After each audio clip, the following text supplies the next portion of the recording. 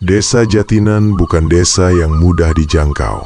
Letaknya di punggung pegunungan, dengan jalan yang naik turun dan berliku. Kalau musim hujan, beberapa bagian jalannya licin dan sempit. Warga yang tinggal di sana sudah terbiasa dengan medan seperti itu, tapi bukan berarti mereka tidak pernah mengeluh. Sebelum lanjut ke cerita, yuk isi kehadiran di kolom komentar, tulis dari mana Anda menyimak cerita ini. Dan yang belum subscribe, jangan lupa untuk tekan tombol subscribe, serta nyalakan lonceng notifikasinya, agar kalian tidak ketinggalan kisah-kisah horor menarik lainnya. Semoga semua yang sudah subscribe dan ikut mendukung channel ini, diberikan kelimpahan rizki, kemudahan dalam setiap langkah hidupnya, dan ketenangan lahir batin. Amin. Bismillah. Mari kita mulai ceritanya. Pak Kosim adalah ketua RT di salah satu wilayah desa Jatinan. Usianya sekitar 50 tahun. Badannya kurus, rambutnya sudah mulai putih di bagian pelipis. Dia tinggal di rumah sederhana berdinding kayu dengan halaman kecil yang selalu dia sapu sendiri setiap pagi. Pak Kosim dikenal warga sebagai orang yang jarang bicara. Tapi kalau sudah bicara, dia serius. Di RT-nya tidak ada musola. Warga yang mau sholat berjamaah harus jalan kaki melewati 2 tanjakan dan 1 turunan curam untuk sampai ke musola RT sebelah. Bagi orang muda itu bukan masalah besar. Tapi bagi warga yang sudah tua atau punya anak kecil, perjalanan itu terasa berat. Apalagi waktu subuh atau isya ketika tidak ada penerangan yang cukup di sepanjang jalan. Pak Anwar adalah tetangga Pak Kosim yang rumahnya hanya terpaut 3 petak. Umurnya 42 tahun, bekerja serabutan, kadang bantu-bantu di ladang orang, kadang jadi tukang bangunan kalau ada proyek kecil di sekitar desa. Dia bukan orang kaya, tapi rajin ke musola dan tidak pernah ketinggalan sholat berjamaah meski harus menempuh jalan yang jauh. Suatu sore, setelah pulang dari musola RT sebelah dengan betis yang masih terasa pegal karena tanjakan, Pak Anwar duduk di teras rumah Pak Kosim dan mulai bicara. "Pak Kosim, kita ini kapan punya musola sendiri?" tanya Pak Anwar sambil menyeka keringat di dahinya. Pak Kosim yang sedang memegang gelas teh hanya menghela napas. "Mau dibangun di mana, War? Tanah siapa?" "Ya makanya itu yang perlu kita bicarakan. Masa warga RT kita terus-terusan numpang ke RT sebelah?" kata Pak Anwar. Pak Kosim tidak langsung menjawab. Dia tahu masalah ini bukan soal mau atau tidak mau. Masalahnya adalah tanah. Tidak ada lahan kosong di RT-nya yang punya status jelas dan pemilik yang mau melepaskannya untuk wakaf. Setiap jengkal tanah di wilayah itu sudah punya pemilik dan semuanya dipakai. Tapi Pak Anwar tidak menyerah. Dia terus mendesak Pak Kosim agar menggelar musyawarah warga. Seminggu kemudian, musyawarah itu benar-benar diadakan di rumah Pak Kosim. Sekitar 20 warga hadir, duduk berhimpitan di ruang tamu yang tidak terlalu besar. Pak Kosim membuka dengan singkat, menjelaskan tujuan pertemuan, lalu memberi kesempatan warga untuk bicara. Suasana awalnya biasa saja. Beberapa warga mengangguk-angguk setuju bahwa musola memang dibutuhkan. Tapi ketika Pak Kosim mulai bertanya siapa yang bersedia mewakafkan sebagian tanahnya, ruangan itu tiba-tiba jadi sunyi. Tidak ada yang mengangkat tangan, tidak ada yang bicara. Pak Kosim menunggu. 1 menit, 2 menit, tetap sunyi. "Tidak ada yang mau?" tanya Pak Kosim pelan. Seorang warga akhirnya bicara, suaranya agak berat. "Bukan tidak mau, Pak, tapi tanah saya sempit buat anak-anak saya nanti." Yang lain ikut-ikutan memberi alasan serupa. Ada yang bilang tanahnya sudah masuk rencana bangunan, ada yang diam saja dan menunduk. Pak Anwar memandangi warga satu persatu, wajahnya mulai menunjukkan rasa kecewa yang tidak dia sembunyikan. Musyawarah itu berakhir tanpa keputusan. Warga bubar satu persatu. Pak Kosim duduk sendiri di kursinya, memandangi ruang tamu yang kini kosong, dan untuk pertama kalinya, dia mulai berpikir bahwa mungkin musola itu memang tidak akan pernah ada. Pak Kosim masih duduk di kursinya ketika Pak Anwar masuk kembali ke ruang tamu. Rupanya dia tidak langsung pulang. hanya berdiri di teras sambil menunggu warga lain benar-benar pergi. "Pak Kosim, saya punya usul," kata Pak Anwar sambil duduk di kursi yang tadi ditempati warga lain. "Bagaimana kalau kita pakai tanah irigasi di ujung kampung?" Pak Kosim memandang Pak Anwar dengan ekspresi yang susah dibaca. Dia tahu tanah mana yang dimaksud. Semua warga Jatinan tahu. Lahan irigasi itu ada di sudut paling ujung RT-nya, dekat saluran air tua yang sudah tidak terlalu berfungsi. Lahan itu kosong, tidak terawat, dan sudah lama tidak disentuh siapapun. Bukan karena tidak ada yang butuh, tapi karena tidak ada yang berani. "Kamu serius, War?" tanya Pak Kosim pelan. "Serius, Pak. Lahannya cukup luas. Statusnya milik dinas irigasi, tapi sudah bertahun-tahun tidak dipakai. Kalau kita minta izin lewat Pak Lurah, mungkin bisa," jawab Pak Anwar. Pak Kosim meletakkan gelasnya ke meja. Dia menyandarkan punggungnya ke kursi dan memandang langit-langit rumah sejenak sebelum bicara. "Kamu tahu sendiri kan, tempat itu seperti apa?" Pak Anwar tidak langsung menjawab. Tentu dia tahu. Sejak kecil dia sudah sering dengar cerita tentang lahan itu. Warga kampung menyebutnya dengan berbagai nama. Ada yang bilang tanah buangan, ada yang bilang tanah yang sudah punya penghuni sendiri. Tidak ada yang berani melewatinya sendirian setelah maghrib. Bahkan siang hari pun banyak warga yang memilih memutar jalan daripada melintas terlalu dekat. Beberapa hari kemudian, kabar tentang usul Pak Anwar sudah menyebar ke telinga warga sekitar. Reaksinya tidak mengejutkan. Mayoritas langsung menolak.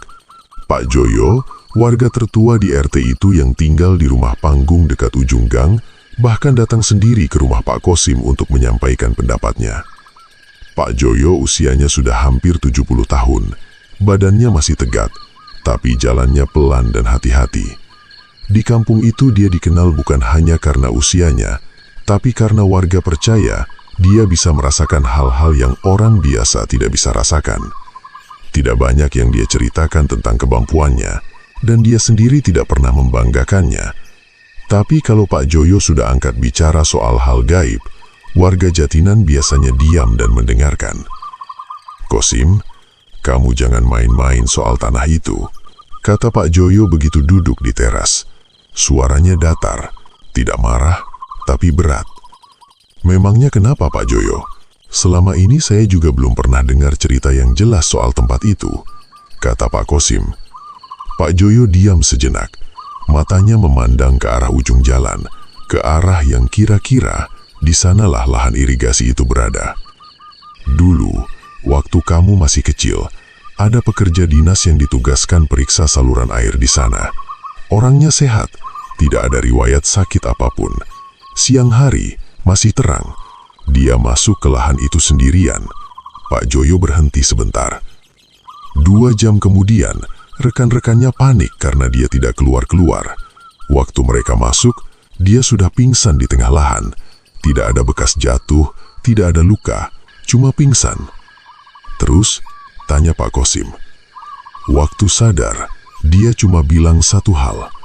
Katanya ada yang berdiri di tengah lahan itu dan menatapnya. Tinggi, diam, tidak bergerak. Setelah itu dia tidak mau cerita lagi sampai dia minta pindah tugas dan tidak pernah kembali ke Jatinan. Pak Kosim menelan ludah. Pak Anwar yang saat itu juga ada di teras ikut mendengar dan tidak berkomentar apapun. Ketiganya diam cukup lama. Angin sore bergerak pelan, dan dari arah ujung kampung tidak ada suara apapun yang terdengar. Justru itu yang terasa aneh, karena di jam seperti itu, biasanya anak-anak masih ramai bermain di luar. "Saya bukan bilang tidak boleh bikin musola, Kosim," kata Pak Joyo sambil berdiri. "Saya cuma bilang, siapapun yang mau bangun di tanah itu, harus siap menanggung sendiri apa yang datang, karena tempat itu bukan tanah biasa." Pak Joyo melangkah pergi tanpa menoleh. Pak Kosim memandangi punggungnya sampai hilang di tikungan gang. Kalimat terakhir Pak Joyo terus berputar di kepalanya. Bukan tanah biasa. Pak Kosim sudah tinggal di Jatianan sejak lahir, dan selama itu dia tidak pernah punya urusan langsung dengan lahan irigasi di ujung kampung. dia selalu berhasil menghindarinya. Tapi sekarang, urusan itu datang sendiri ke depan pintunya. Pak Anwar masih duduk di teras, memandangi jalan yang kini sudah sepi. "Pak Kosim, kita tetap coba minta izin ke Pak Lurah atau tidak?" tanyanya pelan. Pak Kosim tidak menjawab langsung. Dia masuk ke dalam rumah, duduk di kursi ruang tamu, dan diam cukup lama. Istrinya sempat menengok dari dapur, tapi melihat ekspresi suaminya, dia memilih tidak bertanya dan kembali ke dalam. Pak Kosim tahu kalau dia menolak, tidak akan ada musola di RT-nya dalam waktu dekat. Tidak ada warga yang mau wakafkan tanah, dan tidak ada pilihan lain yang tersisa. Tapi kalau dia setuju, dia harus siap menanggung apa yang Pak Joyo maksud, meski dia sendiri belum tahu pasti apa itu. Keesokan harinya, Pak Kosim dan Pak Anwar pergi bersama ke rumah Pak Lurah yang letaknya di bagian bawah desa, sekitar 20 menit jalan kaki. Pak Lurah namanya Suherman, usianya sekitar 55 tahun. Orangnya rapi dan terbiasa bicara dengan nada tenang. Dia menerima kedua warganya di ruang tamu dan mendengarkan penjelasan Pak Kosim dari awal sampai selesai tanpa memotong.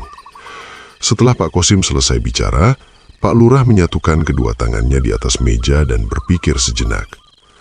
Secara administrasi, tanah itu milik Dinas Irigasi Kabupaten. Saya tidak bisa keluarkan izin resmi tanpa koordinasi dengan mereka. Itu butuh proses panjang, bisa berbulan-bulan, bahkan bisa ditolak, katanya. "Lalu bagaimana, Pak?" tanya Pak Anwar. "Saya bisa kasih izin lisan sebagai kepala desa. Pembangunan boleh jalan. Tapi ada satu syarat yang harus kalian pegang," kata Pak Lurah. Dia memandang Pak Kosim langsung. "Kalau suatu hari pihak irigasi minta tanahnya kembali, warga tidak boleh protes ke saya. Itu resiko yang harus kalian terima dari awal." Pak Kosim dan Pak Anwar saling pandang sebentar. Pak Anwar mengangguk lebih dulu. "Kami terima, Pak." Pak Kosim diam 2 detik, lalu ikut mengangguk. "Baik, Pak Lurah. Kami mengerti." Perjalanan pulang terasa berbeda dari perjalanan berangkat.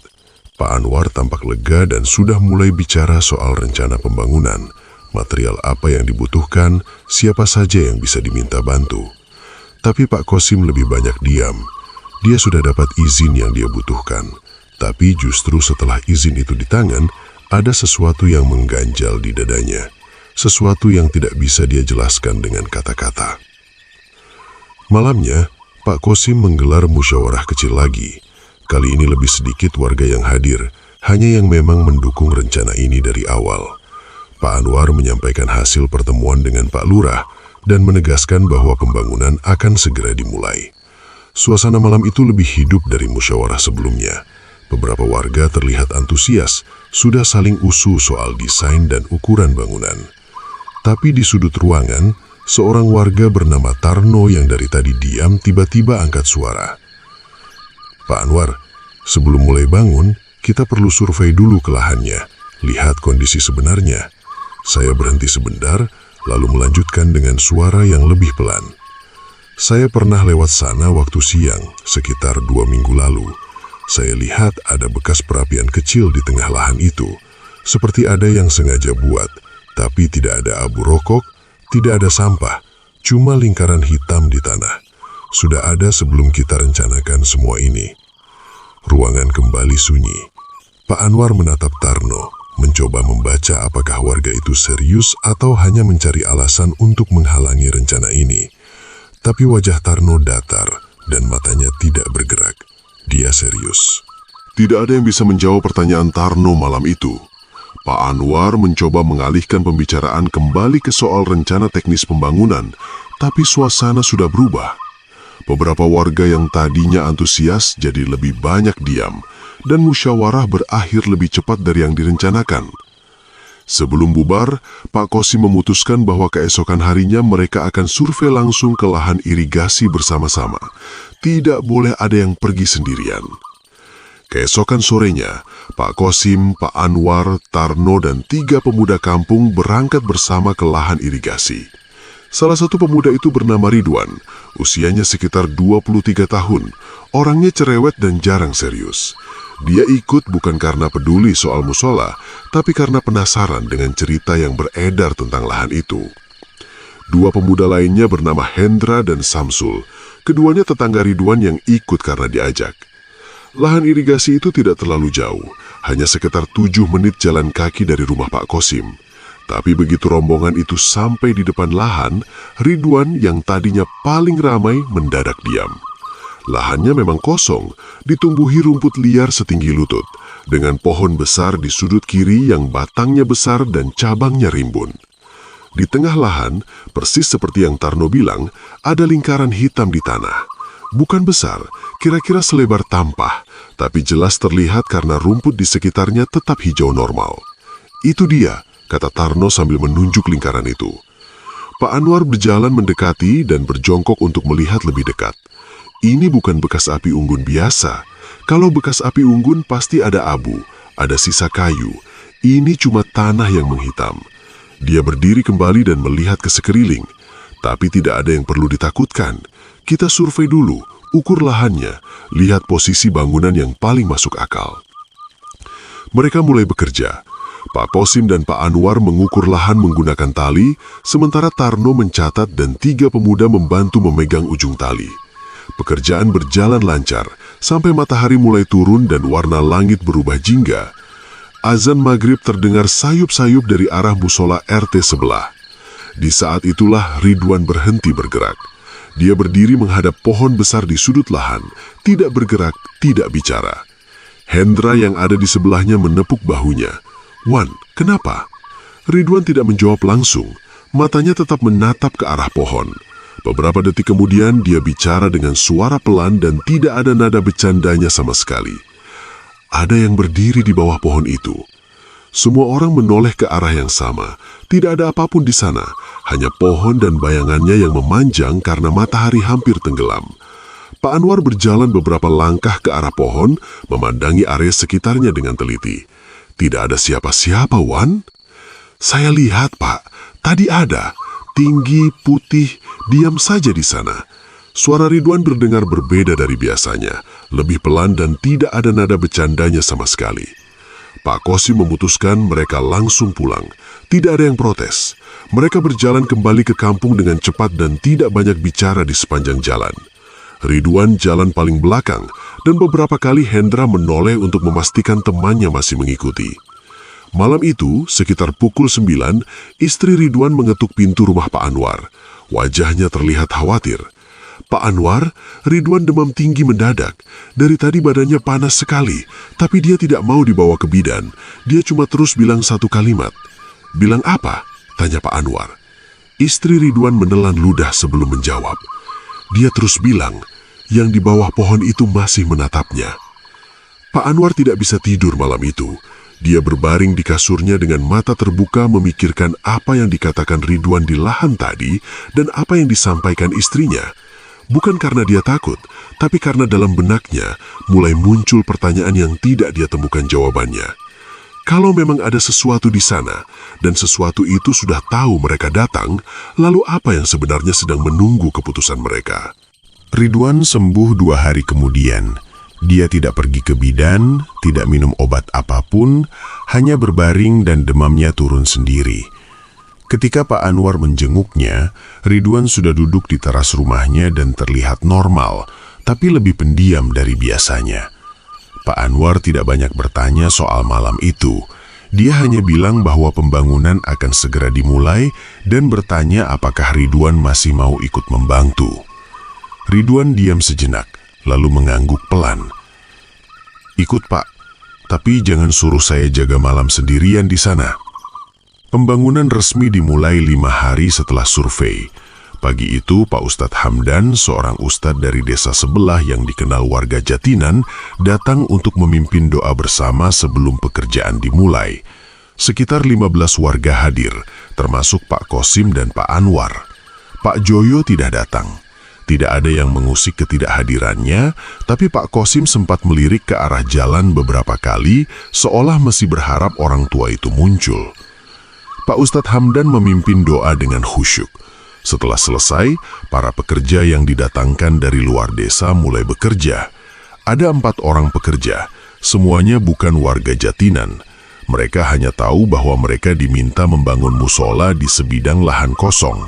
Tidak ada yang memberitahu mereka tentang cerita di balik lahan itu, dan tidak ada yang merasa perlu memberitahu. 2 hari pertama berjalan tanpa masalah. Pondasi mulai dikerjakan, material datang sesuai jadwal, dan para pekerja bekerja dengan ritme yang baik. Pak Anwar hampir setiap hari datang ke lokasi untuk memantau. Dia mulai merasa bahwa kekhawatirannya selama ini berlebihan. Tapi di hari ketiga, salah seorang pekerja bernama Karto datang ke Pak Anwar dengan wajah yang berbeda dari biasanya. Karto orangnya pendiam dan tidak banyak bicara sejak pertama datang. Tapi pagi itu dia mencari Pak Anwar dengan langkah cepat dan langsung bicara begitu menemukan dia. "Pak, semalam saya jaga di lokasi. Sekitar jam 12 lewat, saya lihat ada bayangan putih besar di luar area bangunan. Jalan mengelilingi lokasi pelan-pelan. Saya lihat jelas dari dalam tenda." Pak Anwar memandang Karto dengan serius. "Kamu yakin bukan bayangan pohon kena angin?" "Tidak ada angin semalam, Pak, dan pohon tidak jalan," jawab Karto datar. Pak Anwar tidak langsung merespons. Dia tahu Karto bukan tipe orang yang mudah panik. Justru karena itu keterangannya terasa lebih berat untuk diabaikan. Setelah diam beberapa detik, Pak Anwar bilang bahwa dia akan tambahkan 1 orang lagi untuk menemani Karto jaga malam berikutnya. Karto mengangguk, tapi kemudian menambahkan 1 hal lagi. "1 lagi, Pak, saya mau minta tambahan upah. Kalau tidak bisa, saya tidak bisa lanjut kerja di sini." Permintaan itu membuat Pak Anwar terdiam. Dana pembangunan sudah dihitung pas, tidak ada sisa yang bisa dialokasikan untuk tambahan upah. Dia meminta waktu untuk bicara dengan Pak Kosim soal itu dan menyuruh Karto kembali bekerja dulu. Sore harinya masalah baru muncul. Pak Anwar mendapat laporan dari warga yang bertugas mencatat material bahwa pasir dan batu bata dalam jumlah besar sudah ada di lokasi sejak pagi, padahal pemesanan belum lunas dan tidak ada konfirmasi pengiriman dari pemasok. Pak Anwar langsung menghubungi pemasok dan jawabannya membuat dia bingung. Pemasok bilang truk mereka belum dikirim, pembayaran memang belum lunas, dan mereka tidak mungkin kirim sebelum ada pelunasan. Pak Anwar berdiri di depan tumpukan material itu dan memandanginya lama. Pasir dan batu bata itu nyata, bisa dipegang, bisa dipakai, tapi tidak ada yang tahu dari mana datangnya.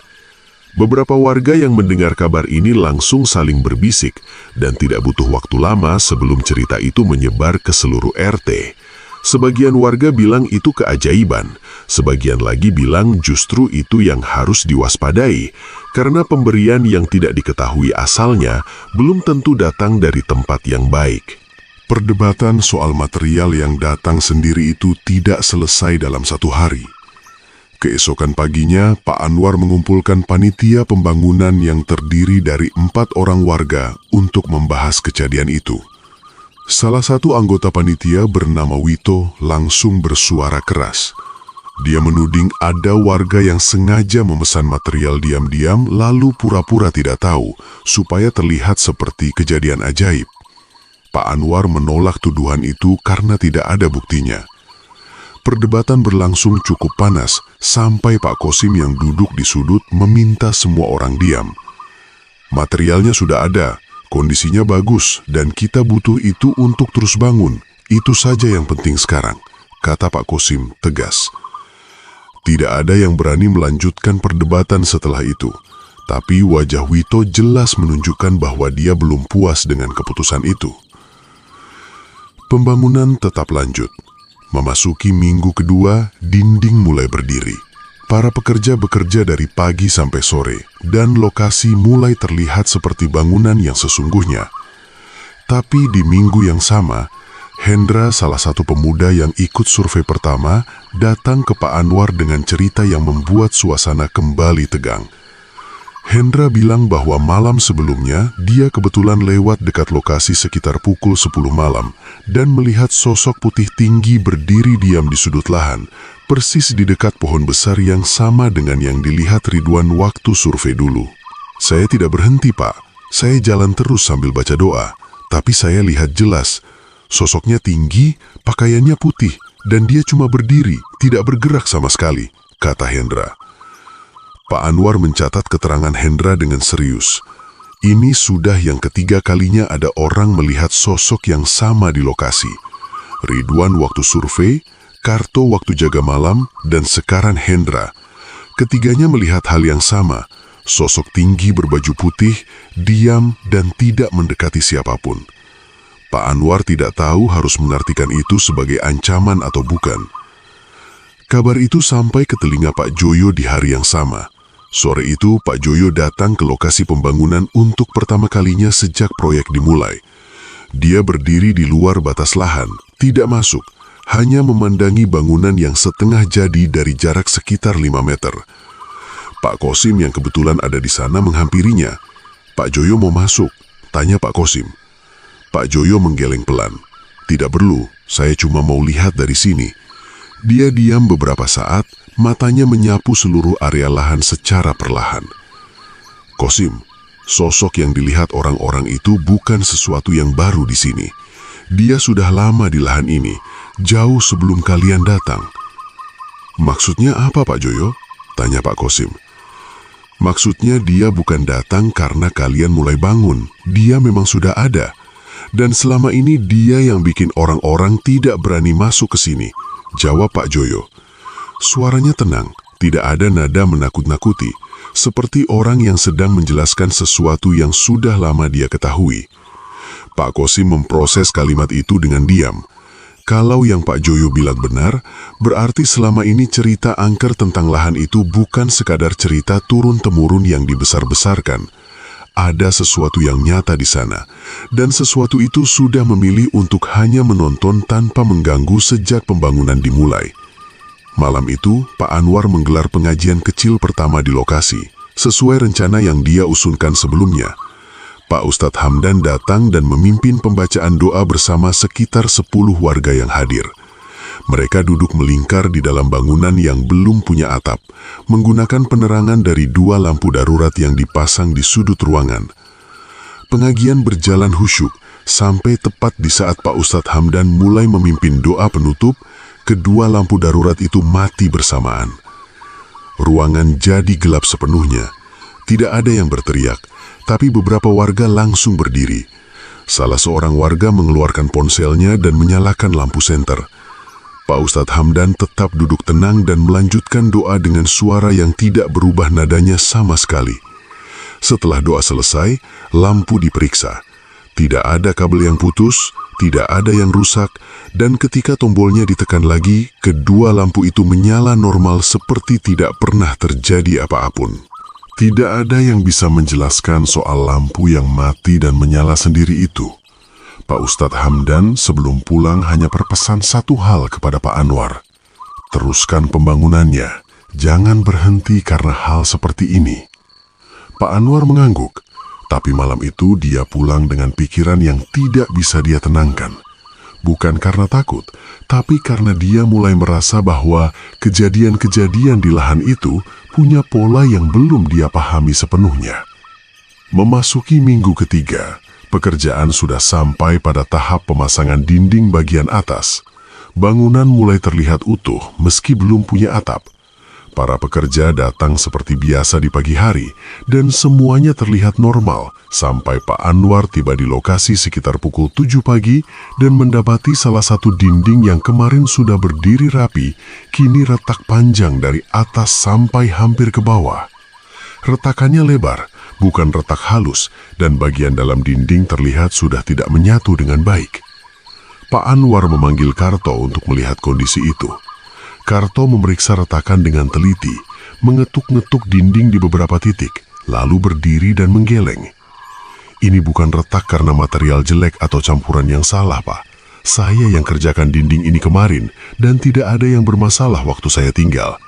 Ini seperti ada yang menekan dari dalam semalam. Berita tentang retakan itu menyebar cepat. Pak Anwar belum sempat mencerna penjelasan Karto, sudah ada warga yang datang ke lokasi dan mulai berbisik-bisik.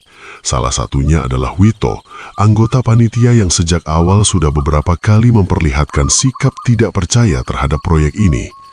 Wito berdiri di depan retakan itu dan bicara dengan suara yang cukup keras supaya semua orang dengar. Ini sudah tanda yang ketiga, material datang sendiri, lampu mati sendiri, sekarang dinding retak sendiri. Kalau kita tidak berhenti sekarang, saya tidak tahu apa lagi yang harus terjadi supaya kita sadar. Pak Anwar berbalik menghadap Wito. Kamu punya bukti bahwa ada yang sengaja merusak dinding ini? Saya tidak perlu bukti, saya hanya perlu mata, jawab Wito. Situasi memanas. Beberapa warga yang hadir mulai terbagi. Sebagian berdiri lebih dekat ke arah Wito, sebagian lagi tetap di belakang Pak Anwar. Pak Kosim yang baru tiba langsung membaca suasana dan berdiri di antara keduanya. Sudah, tidak perlu ribut di sini. Dindingnya kita perbaiki hari ini, pembangunan tetap lanjut. Pak Kosim menatap Wito langsung. Kalau kamu tidak mau ikut, tidak ada yang maksa. Wito tidak menjawab, tapi dia juga tidak pergi. Dia hanya mundur beberapa langkah dan diam dengan wajah yang jelas menunjukkan bahwa dia tidak setuju dengan keputusan itu. Sore harinya, Karto mencari Pak Anwar lagi. Kali ini wajahnya berbeda dari pagi, lebih pucat dan matanya tidak fokus. Pak, saya mau pamit. Saya tidak bisa lanjut kerja di sini. Pak Anwar meminta penjelasan dan Karto menarik napas panjang sebelum menjawab. Tadi malam saya jaga seperti biasa. Sekitar jam 1 saya dengar suara langkah kaki di dalam bangunan. Jelas Pak, seperti langkah orang dewasa yang jalan pelan. Saya periksa, tidak ada siapapun di dalam. Saya tunggu, suaranya berhenti. Saya coba tidur lagi, suaranya mulai lagi. Itu terjadi sampai 3 kali. Pak Anwar tidak mencoba membujuk Karto untuk bertahan. Dia tahu tidak ada gunanya memaksa orang yang sudah memutuskan pergi. Dia hanya berterima kasih atas pekerjaan Karto selama ini dan membayar sisa upahnya. Karto pergi sebelum maghrib tanpa pamit ke pekerja lain. Malam itu lokasi dijaga oleh 2 pemuda warga secara bergantian. Pak Anwar sendiri sempat duduk di lokasi sampai pukul 10 malam sebelum pergi. Sebelum pergi, dia memeriksa seluruh ruangan bangunan yang belum beratap itu satu persatu. Semuanya kosong. Tapi ketika dia melewati bagian tengah ruangan untuk terakhir kalinya, dia melihat sesuatu yang membuat langkahnya terhenti. Di tengah lantai bangunan yang belum dipasang keramik itu, ada sebuah sajadah tua terlipat rapi. Pak Anwar berjongkok dan memandanginya lama. Dia tidak mengenali sajadah itu, dan tidak ada seorang pun dari warga yang dia tahu membawa sajadah ke lokasi malam ini. Dia tidak menyentuhnya, hanya berdiri kembali dan memandanginya dari atas. Sajadah itu menghadap ke arah kiblat dengan tepat. Pak Anwar tidak menyentuh sajadah itu malam itu. Dia pulang dan membiarkannya tetap di tempat semula. Keesokan paginya, dia datang lebih awal dari biasanya dan langsung menuju bagian tengah ruangan. Sajadah itu masih ada, masih terlipat rapi, masih menghadap ke arah yang sama. Pak Anwar akhirnya mengambilnya dengan hati-hati. Kainnya terasa tua, warnanya sudah pudar, tapi tidak kotor dan tidak rusak. Dia membawanya ke Pak Ustadz Hamdan sore harinya dan menjelaskan dari mana dia menemukannya. Pak Ustadz Hamdan memeriksa sajadah itu dengan teliti, membaliknya, melihat bagian pinggirnya, lalu meletakkannya kembali di atas meja dengan pelan. Sajadah ini memang sudah sangat tua, tapi tidak ada yang aneh dari sajadahnya sendiri. Yang aneh adalah bagaimana dia bisa ada di sana. Pak Ustadz Hamdan memandang Pak Anwar. Teruskan pembangunannya, Pak Anwar. Saya rasa tempat itu memang sudah lama menunggu dipakai untuk hal yang benar. Pak Anwar membawa sajadah itu kembali ke lokasi dan menyimpannya di sana. Entah kenapa, dia merasa sajadah itu memang seharusnya berada di tempat itu, bukan di tempat lain. Pembangunan memasuki minggu ke-6. 3 pekerja pengganti Karto didatangkan dan pekerjaan berjalan lebih cepat dari sebelumnya. Dinding yang retak sudah diperbaiki, atap mulai dipasang, dan lantai mulai dirapikan. Wito yang sempat berseteru dengan Pak Anwar tidak lagi datang ke lokasi, tapi juga tidak lagi aktif menghasut warga lain. Dia memilih diam, dan Pak Kosim membiarkan itu. Di hari terakhir pengerjaan, Pak Anwar berdiri di depan bangunan yang sudah selesai dan memandanginya dari luar. Musola itu tidak besar, hanya cukup untuk sekitar 20 orang sholat berjamaah, tapi berdiri kokoh dengan dinding putih bersih dan atap yang rapi. Pak Anwar menarik nafas panjang. Dia tidak menyangka mereka benar-benar sampai di titik ini. Malam pertama setelah bangunan dinyatakan selesai, Pak Anwar mengajak warga untuk sholat Isya berjamaah di musola baru itu. Yang datang tidak banyak, hanya 12 orang termasuk Pak Kosim dan Pak Ustadz Hamdan yang kembali hadir untuk memimpin sholat. Mereka berwudu di luar menggunakan air dari jerigen, lalu masuk satu persatu ke dalam musola. Sajadah tua itu sudah digelar di bagian depan sebagai sajadah imam. Sholat dimulai. Pak Ustadz Hamdan membaca dengan suara yang tenang dan jelas. Pak Anwar yang berdiri di saf pertama merasakan sesuatu yang sulit dia jelaskan sejak rakaat pertama. Musola itu terasa sangat tenang, berbeda dari tenang biasa. Tidak ada suara dari luar yang masuk, tidak ada angin, tidak ada gangguan apapun. Seperti seluruh area di luar musola itu ikut diam. Di rakaat kedua, Pak Anwar mendengar langkah kaki masuk dari pintu belakang. Dia tidak menoleh karena sedang sholat, tapi dia tahu ada orang yang baru datang dan ikut mengisi shaf di belakang. Setelah sholat selesai dan Pak Anwar menoleh ke belakang, dia melihat Pak Joyo duduk bersimpuh di shaf paling belakang. Kepala menunduk, tangan masih di atas lutut dalam posisi selesai salam. Pak Anwar dan Pak Kosim saling pandang sebentar. Tidak ada yang menyangka Pak Joyo mau datang, apalagi ikut sholat. Pak Kosim menghampirinya pelan setelah semua orang selesai berdoa sendiri-sendiri. "Pak Joyo, tidak bilang mau datang," kata Pak Kosim pelan. Pak Joyo mengangkat kepalanya dan memandang sekeliling ruangan sebentar sebelum menjawab. "Saya cuma mau lihat sendiri, apakah tempat ini sudah layak." Dia berhenti sejenak. "Sudah layak, Kosim. Yang ada di lahan ini sudah menerima bangunan ini." Pak Kosim ingin bertanya lebih jauh, tapi Pak Joyo sudah berdiri dan berjalan ke pintu. Sebelum keluar, dia berhenti dan bicara tanpa menoleh. "Jaga tempat ini baik-baik, bukan dari yang di luar sana, tapi dari orang-orang yang tidak ikhlas di dalam sini." Setelah itu dia pergi. Pak Anwar yang mendengar kalimat itu dari tempat duduknya tidak langsung paham maksudnya. Dia memandangi pintu yang kini sudah kosong, lalu memandangi warga yang masih duduk di dalam musola. 12 warga, semua wajah yang dia kenal. Tapi kalimat Pak Joyo tadi membuat dia bertanya-tanya, dari semua orang yang ada di ruangan ini malam ini, apakah semuanya benar-benar ikhlas dengan keberadaan musola ini, atau ada yang datang hanya karena tidak enak menolak? 2 hari setelah malam pertama itu, sebuah surat resmi dari kantor Dinas Irigasi Kabupaten tiba di tangan Pak Lurah. Pak Lurah menelpon Pak Kosim dan memintanya datang ke rumah dinas sore itu juga. Pak Kosim datang bersama Pak Anwar. Pak Lurah meletakkan surat itu di atas meja dan mendorong ke arah mereka tanpa banyak bicara. Pak Kosim membaca surat itu pelan. Isinya singkat. Lahan irigasi di wilayah RT-nya akan ditinjau ulang peruntukannya dalam waktu dekat, dan semua pihak yang menggunakan lahan tersebut diminta bersiap untuk proses evaluasi. Pak Anwar membaca surat yang sama setelah Pak Kosim selesai, lalu meletakkannya kembali di meja dengan tangan yang tidak sepenuhnya stabil. Pak Kosim dan Pak Anwar pulang dari rumah Pak Lurah tanpa banyak bicara. Surat itu memang bukan kabar baru sepenuhnya. Sejak awal mereka sudah tahu resiko ini ada. Tapi mengetahui sesuatu akan terjadi dan melihatnya tertulis resmi di atas kertas adalah 2 hal yang berbeda. Pak Anwar menyimpan salinan surat itu di saku bajunya, dan sepanjang jalan pulang, tangannya sesekali menyentuh saku itu seperti ingin memastikan surat itu nyata. Namun di luar urusan surat itu, ada sesuatu yang tidak bisa mereka abaikan. Sejak musola berdiri dan mulai digunakan, kampung RT Pak Kosim berubah dengan cara yang sulit dijelaskan secara biasa. Warga yang tadinya jarang keluar rumah setelah maghrib mulai terlihat berjalan ke musola setiap malam. Anak-anak yang biasanya bermain sampai larut mulai ikut sholat maghrib bersama orang tua mereka.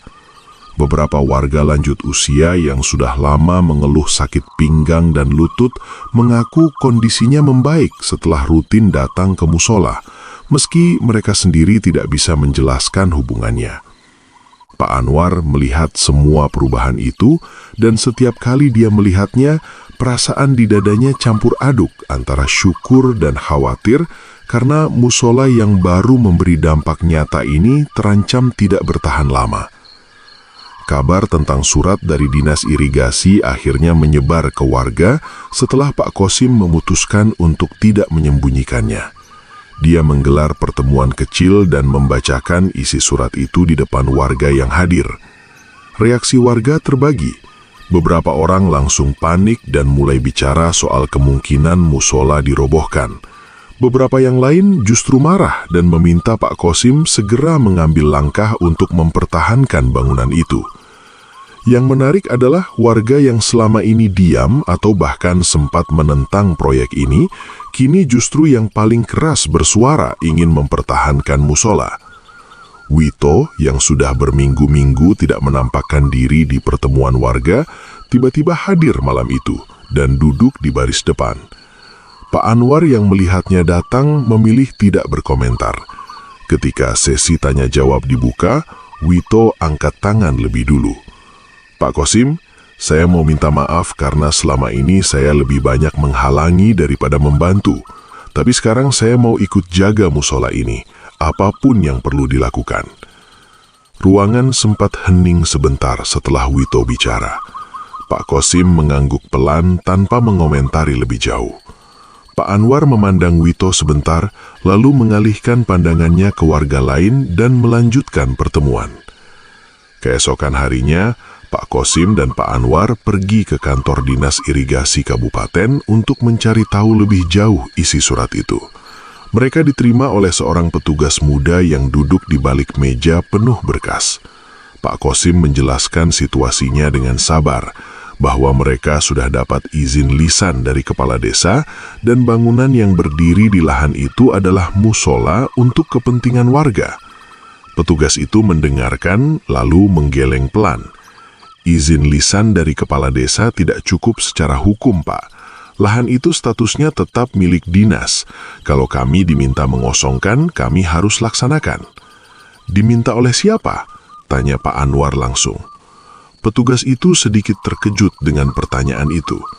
Dia tidak langsung menjawab dan hanya bilang bahwa proses evaluasi masih berjalan dan belum ada keputusan final.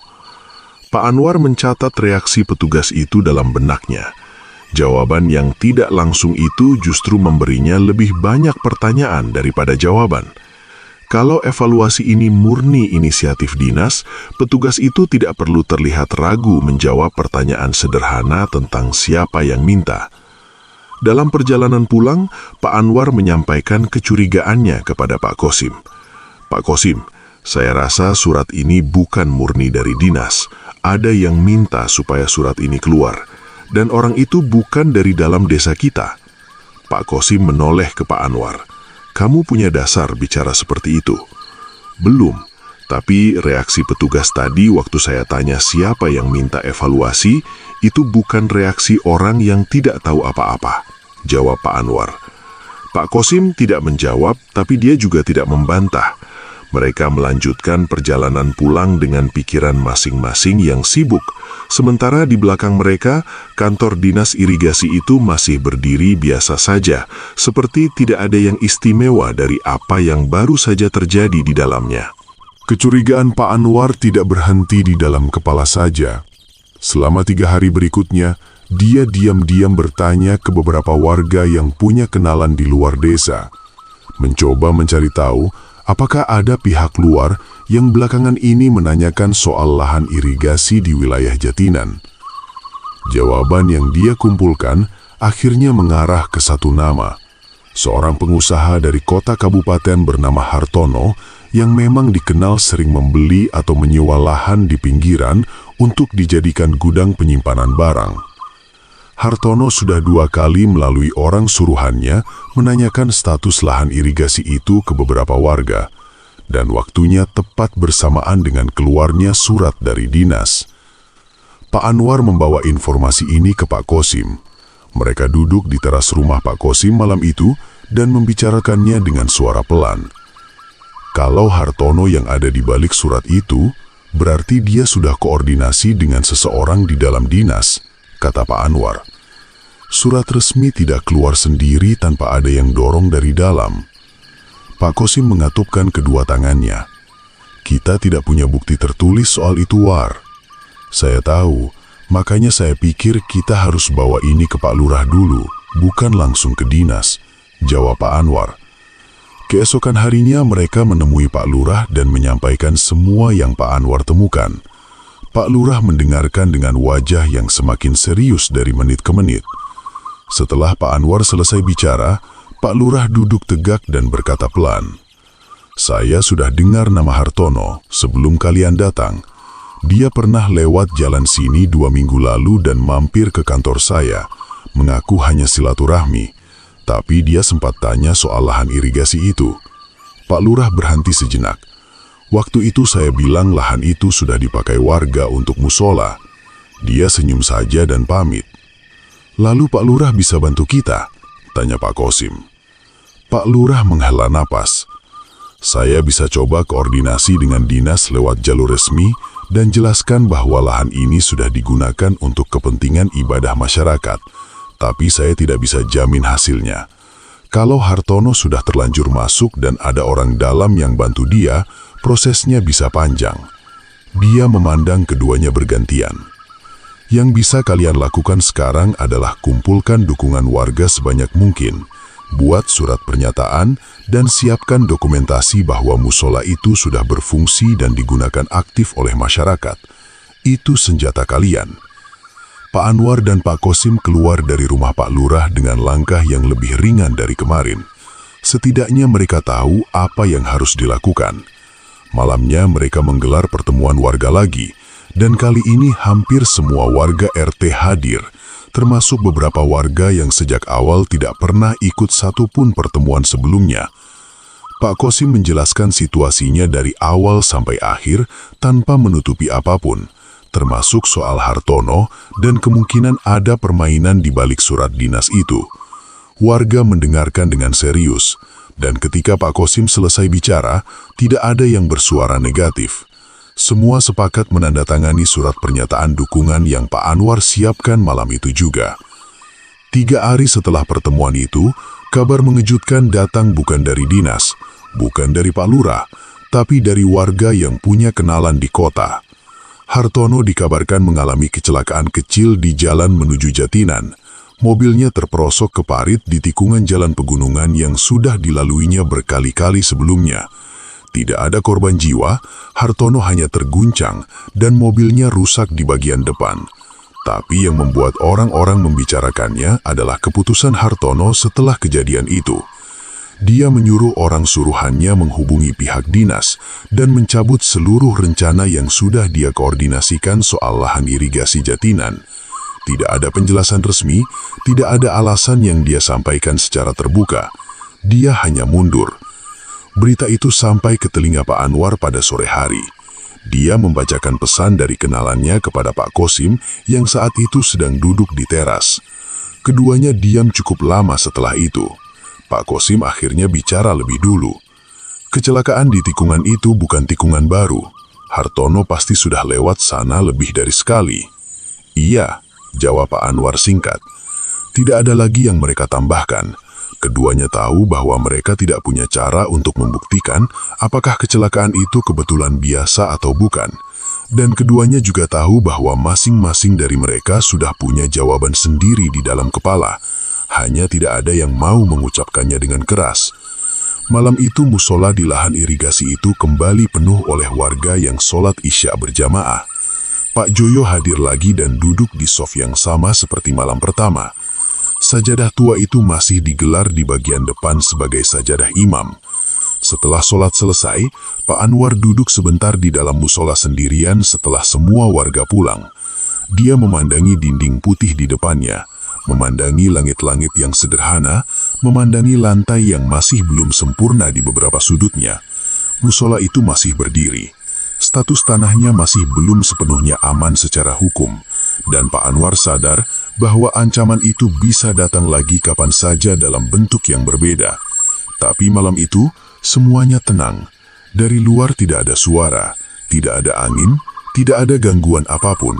Dan entah itu kebetulan atau bukan, Pak Anwar merasa ada yang ikut duduk menjaga di sudut ruangan itu. Sesuatu yang tidak bisa dia lihat, tapi bisa dia rasakan. Dia tidak takut. Dia hanya mengangguk pelan ke arah sudut itu, lalu berdiri dan pulang.